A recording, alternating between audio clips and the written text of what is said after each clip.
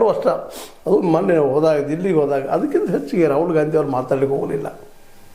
ಅದೇ ಕಾಲಕ್ಕೆ ಇನ್ನುಳಿದೇನೋ ಇರ್ಬೋದು, ಈ ವಿಷಯಕ್ಕೆ ತಕ್ಕಂಗೆ ಮಾತಾಡಲಿಲ್ಲ. ಮುಖ್ಯಮಂತ್ರಿ ವಿಷಯಕ್ಕೆ ಅವ್ರಿಗೂ ಒಳಗಿರ್ಬೋದೇನೋ ಮಾಡ್ಬೇಕಂತೇಳಿ.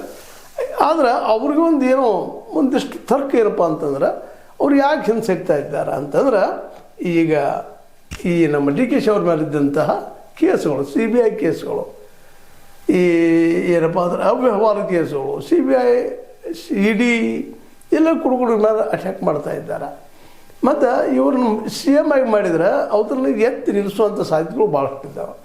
CBI ಕೇಸನ್ನು ಇನ್ನೂ ಜೋರು ಮಾಡುವಂಥದ್ದು, ಇನ್ನಷ್ಟು ತೊಂದರೆ ಕೊಡುವಂಥದ್ದು, ಆದಷ್ಟು BJPಯಿಂದ ಕಾಂಗ್ರೆಸ್ಗೆ ದೊಡ್ಡ ಹೊಡೆತ ಕೊಡುವಂಥದ್ದು, ಈ ರೀತಿಯಾಗಿಯೂ ನಡೆದಿದ್ದಾವೆ ಅಂಥೇಳಿ ಇದು ತಲೆಯಲ್ಲಿ ಇರ್ಬೋದು ರಾಹುಲ್ ಗಾಂಧಿ ಅವರದಲ್ಲೇ ಅನ್ನುವಂಥ ಮಾತುಗಳು ಕೆಲವು ಮಾಧ್ಯಮಗಳಲ್ಲಿ ಕಂಡು ಬರೋದು. ಜೊತೆಗೆ ತಜ್ಞರ ಸಹಿತ ಸರಿ ಇರ್ಬೋದು ಅನ್ನುವಂಥ ಮಾತುಗಳು ಕೇಳಿ ಬರ್ತಾಯಿದೆ. ಅಂದರೆ ಇದರ ಅರ್ಥ ಡಿ ಕೆ ಶಿವಕುಮಾರ್ ಅವರು ಹಿಂದೆ ಏನೋ ಮಾಡಿದಂಥ ಒಂದಿಷ್ಟು ತಪ್ಪುಗಳು ಅದನ್ನು ಹೇಳ್ಕೊಂಡು ಕೊಡ್ತಿದ್ದಂಥ CBI ಅದಕ್ಕೆ ನೋಡಿ ಸಹಜದ ಕರ್ನಾಟಕದಲ್ಲಿ ಅವ್ರ ವೈರಿಗಳು ಭಾಳ ಇದ್ದಾರೆ.